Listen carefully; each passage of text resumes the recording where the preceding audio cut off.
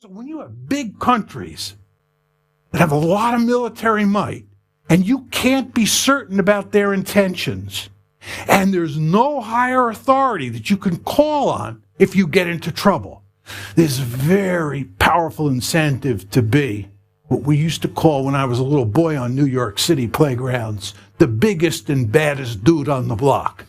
Because if you're big and powerful, countries don't fool around with you. How many Americans do you think go to bed at night worrying about Canada or Mexico or Guatemala attacking the United States? The answer is zero. Why? Because we are Godzilla in the Western Hemisphere. You understand my point here? You want to be really powerful for purposes of survival. This is a defensive argument.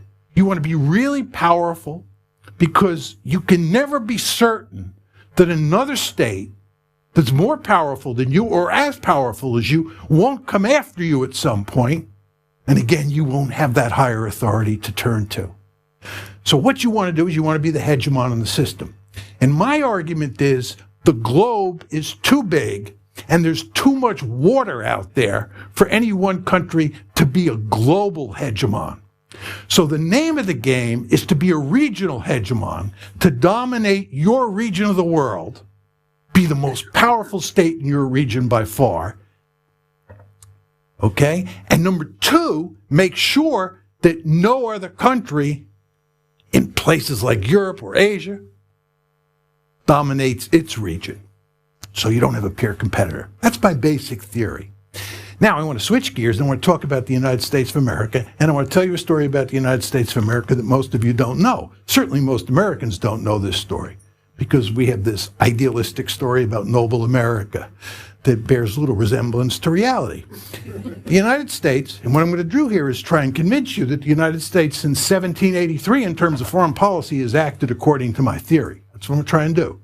1783, the United States started out as 13 measly colonies strung out along the Atlantic seaboard.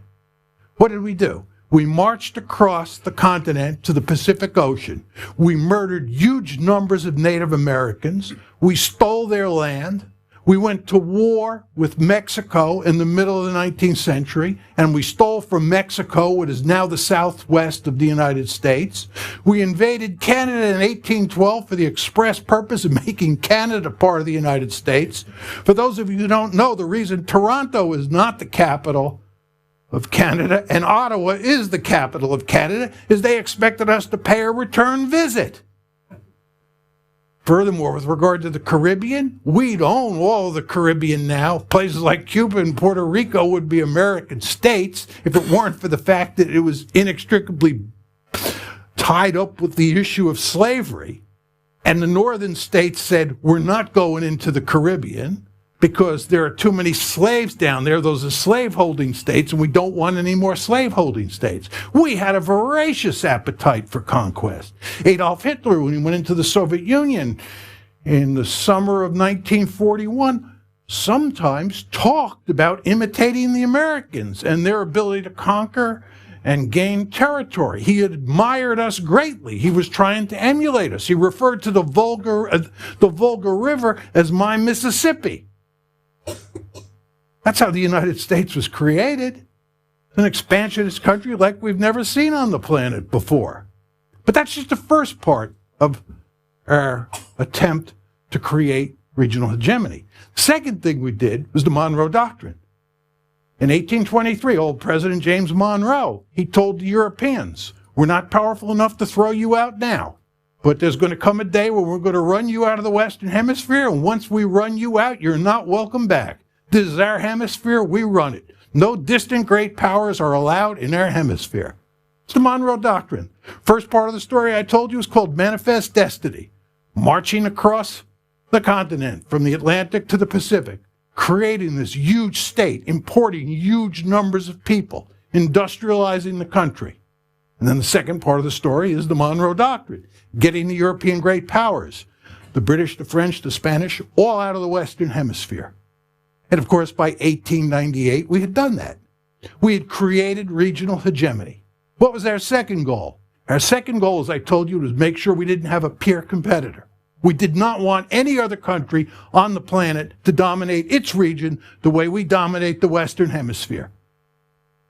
We had 4 potential peer competitors in the 20th century: Imperial Germany, Imperial Japan, Nazi Germany, and the Soviet Union. We helped contain and defeat all 4 of them. We helped put all 4 of them on the scrap heap of history. We entered World War I when it looked like the Germans were going to win in April of 1917 and helped finish them off. With regard to the Japanese, we beat them single-handedly in World War II, and we helped the Soviet Union, which played the key role in defeating Nazi Germany in World War II. And then, of course, the United States played the principal role in containing the Soviet Union during the Cold War, and then we gladly ushered them down the toilet bowl when they fell apart. The United States does not tolerate peer competitors. That's my basic story.